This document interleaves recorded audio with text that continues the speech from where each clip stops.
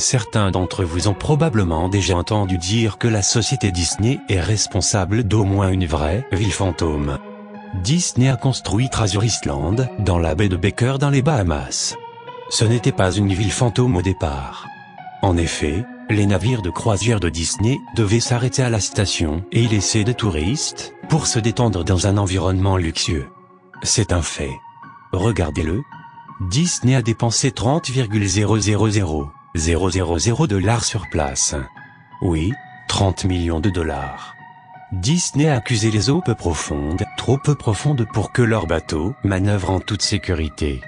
Ils ont même accusé les travailleurs, disant que c'était parce qu'ils venaient des Bahamas, qu'ils étaient trop paresseux pour travailler selon une horaire régulière. C'est là que la nature factuelle de leur histoire se termine. Ce n'était pas à cause du sable, et ce n'était évidemment pas parce que les travailleurs étaient paresseux. Les deux sont de bonnes excuses. Non, je doute sincèrement que ces raisons soient légitimes. Pourquoi n'ai-je pas raconté l'histoire officielle? À cause du palais de Mowgli. Près de la ville de bord de mer d'Emerald Island, Caroline du Nord, Disney a commencé la construction du palais de Mowgli à la fin des années 1990. Le concept était une jungle avec, vous l'avez deviné, un grand palais au centre de tout le truc. Si vous n'êtes pas familier avec le personnage de Mowgli, alors vous devriez vous souvenir de l'histoire Le Livre de la Jungle. Si vous ne l'avez jamais lu, alors vous devriez au moins connaître le dessin animé de Disney de ces dernières décennies. Mowgli est un enfant abandonné, dans la jungle, essentiellement élevé par des animaux et en même temps menacé poursuivi par d'autres animaux. Le palais de Mowgli a été dès le début une entreprise controversée. Disney a acheté une tonne de terre à des prix élevés pour le projet, et il y avait effectivement un scandale autour de certains achats. Le gouvernement local a revendiqué l'exportation sur des maisons, puis ils ont vendu les propriétés à Disney. À ce moment, une maison qui venait d'être construite fut immédiatement condamnée sans la moindre explication. Le terrain saisi par le gouvernement était censé servir pour un projet d'autoroute. Sachant très bien ce qui se passait, les gens ont commencé à l'appeler Mickey Mouse Highway. Puis il y eut un concept art. Une série de t-shirts Disney qui avait en réalité été créés pour une réunion de ville. Ils avaient l'intention de dire à tout le monde à quel point ce projet allait être lucratif pour tous. Quand ils ont montré le projet, ce palais indien gigantesque, entouré par la jungle, avec des hommes et des femmes en pagne et des engins tribaux.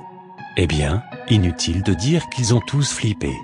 Nous parlons d'un grand palais indien, de jungle, et de pagne non seulement dans le centre d'une zone riche, mais aussi d'une zone un peu xénophobe du sud des USA. C'était un mélange discutable à ce moment de l'histoire. Un membre de la foule a tenté de prendre d'assaut la scène, mais il a rapidement été maîtrisé par la sécurité après avoir réussi à briser l'un des panneaux de présentation sur son genou. Disney a pris cette communauté et l'a écrasée sous son genou, de même. Les maisons ont été rasées, la terre a été effacée, et les gens n'ont rien pu faire ou dire à ce sujet. La télé locale, et les journaux étaient contre la station au début, mais une connexion entre les médias de Disney et sites locaux est entrée en jeu et leurs opinions ont changé.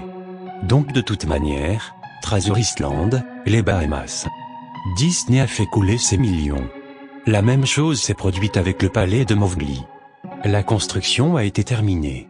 Les visiteurs ont effectivement séjourné à l'hôtel. Les communautés environnantes ont été inondées avec la circulation et les désagréments habituels associés à une tonne de touristes perdus et en colère. Puis, ça s'est tout simplement arrêté. Disney a fermé le palais de Mowgli et personne n'a su quoi penser. Mais ils étaient très heureux à ce sujet. L'échec de Disney était assez drôle et merveilleux pour un grand nombre de personnes qui ne voulaient pas de ce truc. Honnêtement, je n'ai plus repensé à ce lieu depuis sa fermeture, il y a plus d'une décennie. Je vis à peut-être 4 heures d'Emerald Island, vraiment, je n'ai entendu que des rumeurs et je n'ai rien expérimenté. Puis, j'ai lu cet article d'une personne qui avait exploré le parc de Treasure Island et avait posté tout un blog sur tous les putains de trucs qu'il avait trouvés là-bas. Juste des trucs laissés pour compte. Les choses cassées, défigurées, probablement ruinées par les anciens employés mécontents d'avoir perdu leur emploi. Bordel, les habitants des alentours avaient vraiment une dent contre cet endroit. Les gens là-bas étaient en colère à cause de Treasure Island tout comme les gens à propos du palais de Mowgli. De plus, il y avait des rumeurs qui disaient que Disney avait déversé ses aquariums dans les eaux locales quand le parc a fermé, y compris des requins. Qui hésiterait à prendre quelques souvenirs après cela? Eh bien, ce que je veux dire, c'est que ce blog sur Treasure Island m'a fait réfléchir. Même si de nombreuses années se sont écoulées depuis sa fermeture, j'ai pensé que ça serait cool de faire une exploration urbaine au palais de Mowgli. Prendre des photos, écrire mon expérience, et probablement voir s'il y a quelque chose que je peux prendre comme souvenir. Je ne vais pas dire que je n'ai pas perdu du temps pour y arriver, parce qu'honnêtement il m'a fallu 1 an après avoir trouvé l'article de Treasure Island pour me déplacer et aller à Emerald Isle. Au cours de cette année, j'ai fait beaucoup de recherches sur le parc du palais. Du moins, j'ai essayé. Naturellement, aucun site officiel de Disney ne faisait mention de cet endroit. Tout avait été nettoyé. Plus étrange encore, apparemment, personne avant moi n'avait pensé à bloguer à propos de l'endroit ou même de poster une photo. Aucun des sites de télévision ni aucun journal local n'avait fait d'article à propos de l'endroit. Mais c'était à prévoir, car ils ont tous entravé les dessins de Disney. Ils ne seraient pas du genre à montrer leur embarras devant tout le monde, vous voyez? Récemment, j'ai appris que les entreprises pouvaient effectivement demander à Google, par exemple, de supprimer certains liens des résultats de recherche. Essentiellement, sans raison valable. Avec du recul, ce n'est sûrement pas parce que personne ne parlait du parc que je ne trouvais rien à son sujet, mais parce que l'info était inaccessible. Donc en fin de compte, je pouvais à peine trouver l'endroit. Tout ce que j'avais, c'était une vieille carte que j'avais reçue par la poste dans les années 90. C'était un article promotionnel envoyé aux personnes qui étaient récemment allées à Disney World, et je pense que comme je n'y étais pas allé dans les années 80, celle-ci devait être la plus récente. Je n'ai pas vraiment eu l'intention d'y aller. Ce qui m'a poussé étaient mes livres et bandes dessinées de mon enfance. Je ne m'en souvenais que quand je faisais mes recherches, et encore, il m'a fallu quelques semaines pour trouver le bac de rangement où mes parents les avaient mis. Mais je l'ai trouvé. Les informations locales ne m'ont été d'aucun secours, car la plupart étaient des riverains qui avaient emménagé à la plage au cours des dernières années. Ou d'anciens résidents qui se moquaient de moi et me faisaient des gestes vulgaires la deuxième fois où j'ai essayé de dire où puis-je trouver le palais de Mowgli. La carte m'a directement mené à un long couloir. Les plantes tropicales avaient envahi la zone, mélangées avec des espèces de la flore locale qui actuellement appartenaient à cet endroit et avaient tenté de reprendre leurs droits. J'étais en admiration quand je suis arrivé au portail d'entrée du parc. D'énormes portes en bois monolithiques, dont les supports de chaque côté étaient, comme s'ils avaient été coupés dans des séquoias géants. La porte elle-même était creusée à plusieurs endroits par des insectes. Sur la porte il y avait une feuille de métal, sûrement un débris, avec des lettres peintes à la main, griffonnées en noir. Abandonned by Disney. Il était clair que certains employés voulaient faire une petite protestation. Les portes étaient suffisamment ouvertes pour y entrer, mais pas en voiture. J'ai donc pris mon appareil photo numérique et la carte, dont le verso montrait un plan du parc, et je me mis en chemin à pied. Le terrain à l'intérieur était tout aussi envahi que la porte d'entrée. Les palmiers étaient en friche et en lambeaux entre les piles de leurs noix de coco. Les bananiers étaient dans le même cas, dans leurs déchets puants. Il y avait cette sorte de conflit entre l'ordre et le chaos, comme les rangées de fleurs soigneusement plantées et mélangées aux mauvaises herbes hautes et désagréables, et aux champignons noirs puants. Tout ce qui restait des structures extérieures avait été brisé, où il n'en restait que du bois pourrissant et des objets calcinés non identifiables. Ce qui avait sans doute été un bureau d'information ou un bar en plein air n'était plus qu'un tas de débris de toutes sortes dispersés par les vandales et ravagés par le temps. La chose la plus intéressante sur le terrain était une statue de Baloo, l'ours amical du livre de la jungle, qui se trouvait dans une sorte de cour en face du bâtiment principal. Il était figé, regardant le vide dans un stupide sourire à pleines dents, sa fourrure recouverte de merde d'oiseaux et du lierre autour de son socle. Je me suis approché du bâtiment principal, le palais, pour découvrir l'extérieur du bâtiment couvert de graffiti là où la peinture d'origine n'avait pas été pelée et rongée. Les portes d'entrée n'étaient pas seulement ouvertes, elles avaient été retirées de leurs gonds et avaient été volées. Au-dessus des portes d'entrée, quelqu'un avait, encore une fois, peint « Abandonned by Disney ». Je souhaiterais pouvoir vous parler de tous les trucs super que j'ai vus à l'intérieur du palais. statue oubliée, caisse enregistreuse abandonnée, une société secrète à part entière de clochards sans abri. Mais non. L'intérieur du bâtiment était si frappant, si vide, je suis sûr que les gens avaient volé les ornements des murs. Tout ce qui était trop gros pour être volé. Compteurs, bureaux, faux arbres géants, étaient laissés au milieu de cette pièce vide qui amplifiait chacun de mes pas. J'ai vérifié le sol et je me suis dirigé à tous les endroits qui pouvaient sembler intéressants. La cuisine était comme vous imagineriez. Une usine de nourriture industrielle avec des appareils dans tous les coins, pas de frais épargnés. Chaque surface de verre était brisée, chaque porte hors de ses gonds, chaque surface métallique bosselée. L'endroit tout entier sentait comme de la très vieille pisse. L'énorme chambre frigorifique, qui n'était même plus refroidie maintenant, contenait des rangs d'étagères vides.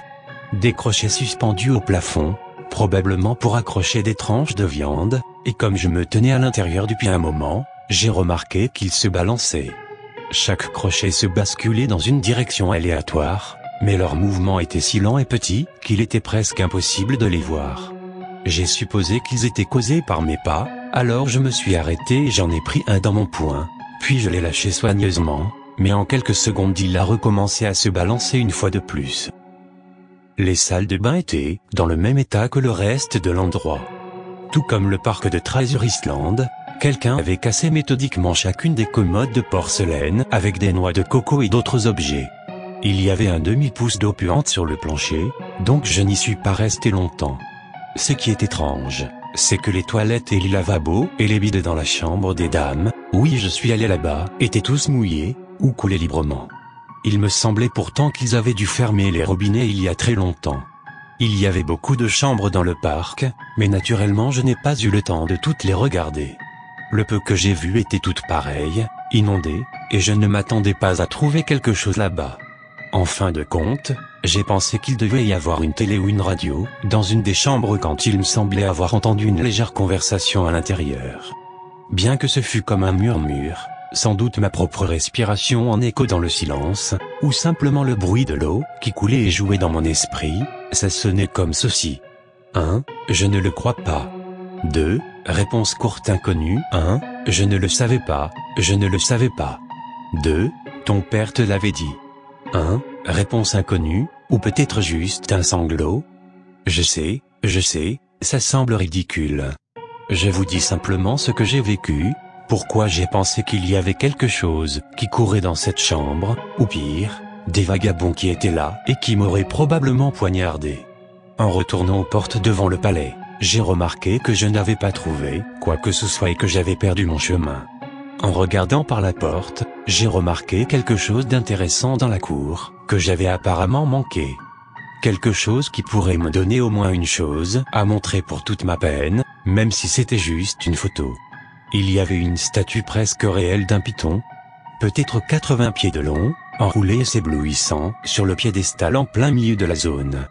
Comme le soleil a commencé à apparaître, la lumière a éclairé l'objet de la façon parfaite pour une photographie.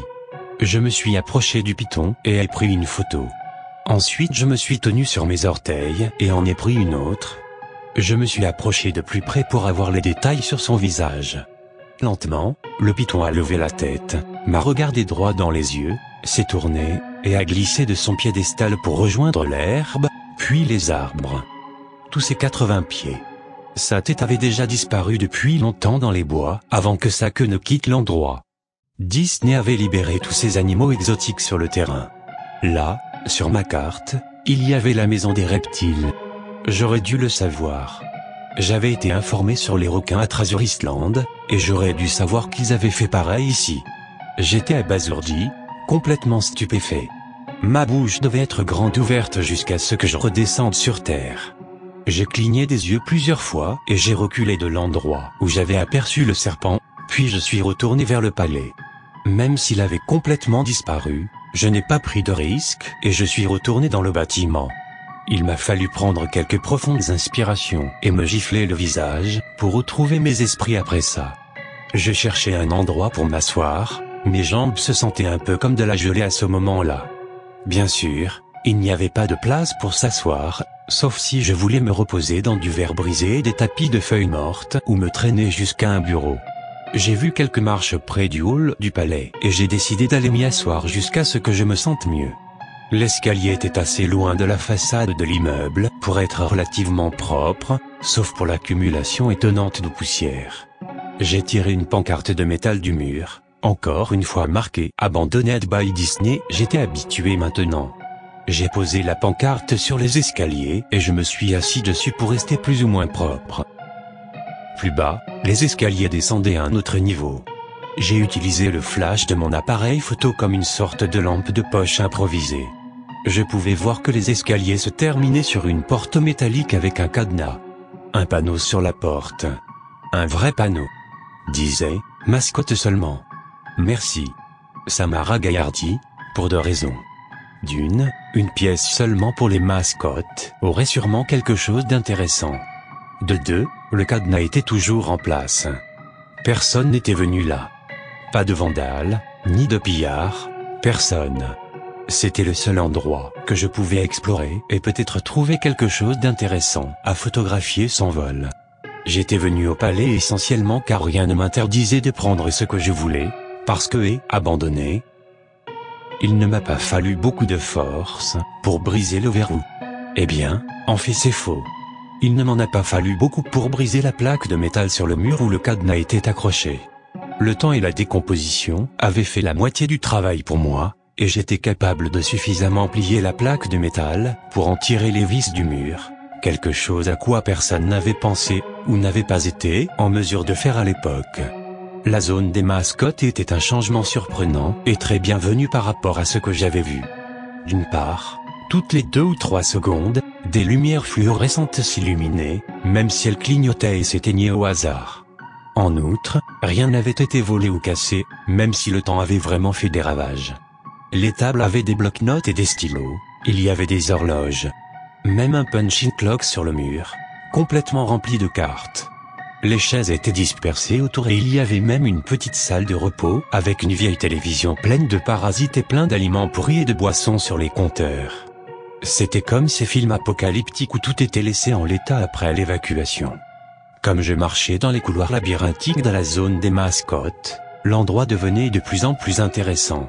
En allant plus loin, les bureaux et tables avaient été renversés, les documents dispersés étaient presque fusionnés avec le sol humide, et un grand tapis miteux rattrapait lentement le revêtement cramoisi du sol.